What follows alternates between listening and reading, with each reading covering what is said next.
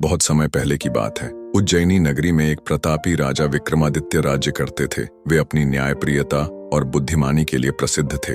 उनकी सभा में 9 रत्न थे, जिनमें सबसे चतुर उनके मंत्री सोमदेव थे। एक दिन राजा के दरबार में एक साधु आया और उसने राजा को एक अद्भुत रत्न भेंट किया। साधु ने कहा, यह कोई साधारण रत्न नहीं है। जो भी इसे धारण करेगा वह अमर और अजेय हो जाएगा, लेकिन इसके साथ एक शर्त है। इसे पाने के बाद राजा को 7 दिन तक बिना सोए जागते रहना होगा। राजा विक्रमादित्य ने बिना सोचे समझे रत्न स्वीकार कर लिया, मगर जब उन्होंने मंत्री सोमदेव से परामर्श लिया तो मंत्री चिंतित हो गए। उन्होंने राजा से कहा, महाराज, यह साधु कोई साधारण व्यक्ति नहीं लगता। यह रत्न अवश्य ही किसी छल प्रपंच का हिस्सा है। यदि आप 7 दिन तक जागे रहे तो आपकी शक्ति क्षीण हो जाएगी और कोई भी आप पर आक्रमण कर सकता है। राजा को मंत्री की बुद्धिमानी पर विश्वास था, इसलिए उन्होंने साधु की चाल को समझने का निश्चय किया।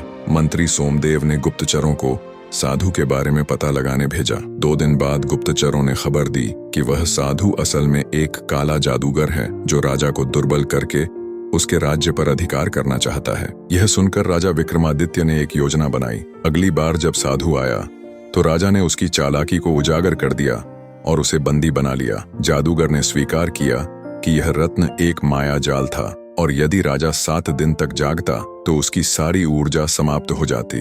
राजा ने उस साधु को दंड देकर राज्य को उसके षड्यंत्र से बचाया। मंत्री सोमदेव की चतुराई के कारण विक्रमादित्य न केवल अपने जीवन को बचा सके, बल्कि अपने राज्य को भी एक बड़ी विपत्ति से बचा लिया। शिक्षा, बुद्धिमानी और सतर्कता से सबसे बड़ी कठिनाइयों को भी हराया जा सकता है। आंख मूंद कर किसी भी वस्तु को स्वीकार करना विनाशकारी हो सकता है।